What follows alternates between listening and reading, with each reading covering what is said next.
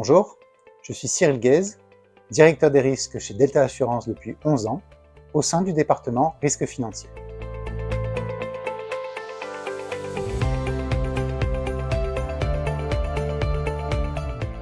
Vaste challenge de résumer en quelques mots l'évolution du secteur de la grande distribution alimentaire. En résumé, ce qu'on peut dire, c'est que le secteur de la grande distribution alimentaire a connu en 2023 un exercice marqué par l'inflation. L'inflation qui a engendré des arbitrages faits par les consommateurs entre d'un côté les dépenses alimentaires et de l'autre côté les dépenses non alimentaires. Du coup, bien évidemment, cela a impacté l'activité des grandes enseignes. Les principaux gagnants sont à chercher au niveau des indépendants, avec en tout premier lieu l'enseigne Leclerc, qui a consolidé l'an dernier son rôle de leader du marché, à environ 25% de part de marché, non seulement en raison de son positionnement prix, où il bénéficie d'une image très forte, mais aussi en raison de la diversité de ses magasins, avec à la fois des hypermarchés, des supermarchés et des magasins de proximité. Le second gagnant est l'enseigne Intermarché, numéro 3 du secteur, avec environ 16% de part de marché. Intermarché qui a bénéficié, lui, de son modèle économique basé sur des supermarchés avant tout, mais aussi d'un pôle de production intégré en amont. Enfin, le troisième gagnant est l'enseigne Système U. Du côté des intégrés, on peut dire que Carrefour a correctement tiré son épingle du jeu, et même si ses parts de marché se sont quelque peu érodées, l'enseigne a maintenu son rôle de dauphin derrière Leclerc. Enfin, chez les discounters, c'est Lidl qui, fort de son image importante en termes de positionnement prix, a le mieux performé. Parmi les enseignes qui sont davantage à suivre, chez les intégrés, on peut citer l'enseigne Auchan, qui a axé son modèle de développement sur les hypermarchés, qui n'ont pas forcément le vent en poupe depuis 2-3 ans, et qui donc aujourd'hui arrive peu ou prou à maintenir son activité, mais qui affiche une rentabilité opérationnelle parmi les plus faibles du secteur. Je ne reviendrai pas sur les déboires de l'enseigne Casino, qui malheureusement souffre elle de multiples problématiques, son positionnement magasin, sa politique de prix, et enfin un endettement colossal.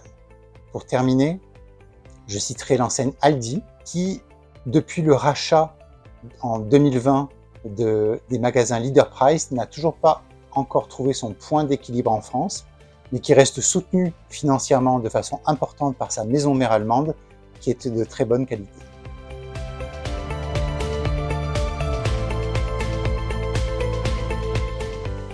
En fait, il est de notoriété publique que le secteur de la grande distribution alimentaire en France souffre d'un trop grand nombre d'acteurs. En gros, on estime qu'il y en a 1, voire 2, voire peut-être même 3 de trop. De ce fait, le phénomène de concentration que l'on observe depuis 1 an va clairement dans le bon sens et marque le début d'une phase d'assainissement du secteur. Pour autant, il faut bien différencier d'un côté le rachat de l'enseigne Cora par le groupe Carrefour, opéré à l'été 2023, qui répondait à l'intérêt stratégique de consolider les parts de marché du groupe et de s'implanter davantage dans une région.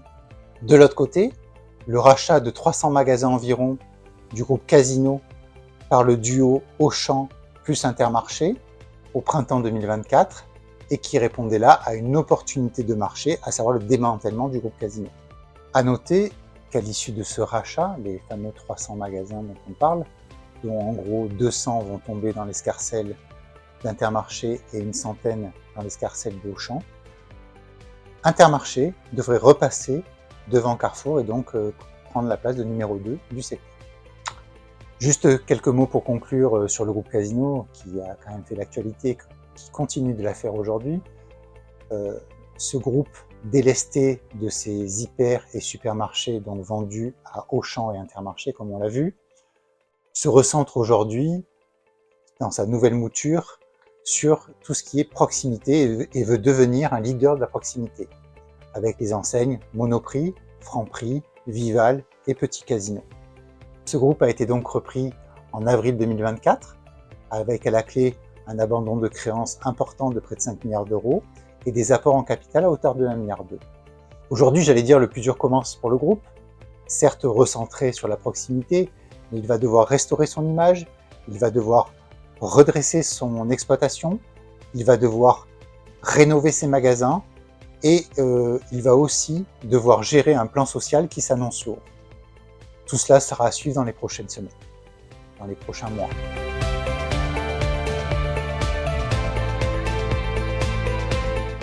En matière de gestion des risques par les assureurs crédits, il faut distinguer deux cas. D'un côté, les magasins indépendants, qui vont donc être analysés non pas intrinsèquement, mais dans le cadre de l'enseigne.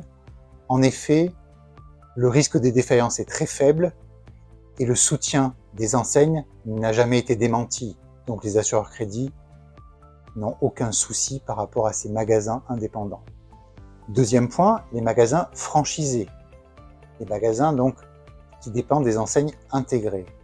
Ces magasins-là, eux, vont être analysés davantage intrinsèquement, c'est-à-dire on va analyser leurs éléments financiers de façon intrinsèque, mais aussi en fonction de l'enseigne et du soutien qu'elle matérialise ou pas vis-à-vis de ces magasins.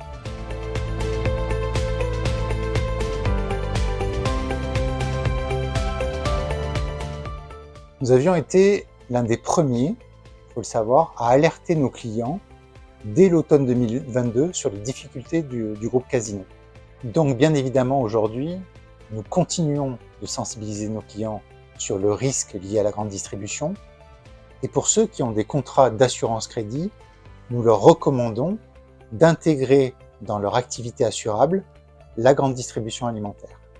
Je ne vous cache pas aussi que nous avons eu ces derniers mois, ces dernières semaines, énormément de demandes, des demandes spot, de la part de nos assurés qui visaient à couvrir le risque, bien évidemment, lié à Casino et à ses filiales.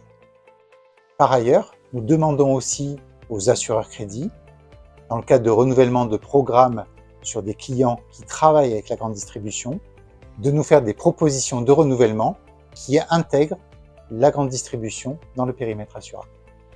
Pour conclure, vous l'aurez bien compris, le secteur de la grande distribution alimentaire en France reste un secteur solide, avec des acteurs importants, avec des acteurs majeurs qui tirent leur épingle du jeu au plan opérationnel et financier. Mais aussi, c'est un secteur en pleine concentration, avec des acteurs de plus petite taille qui, eux, peuvent connaître des difficultés ponctuelles ou plus structurelles et qu'il conviendra donc de suivre dans les prochaines semaines et dans les prochains mois.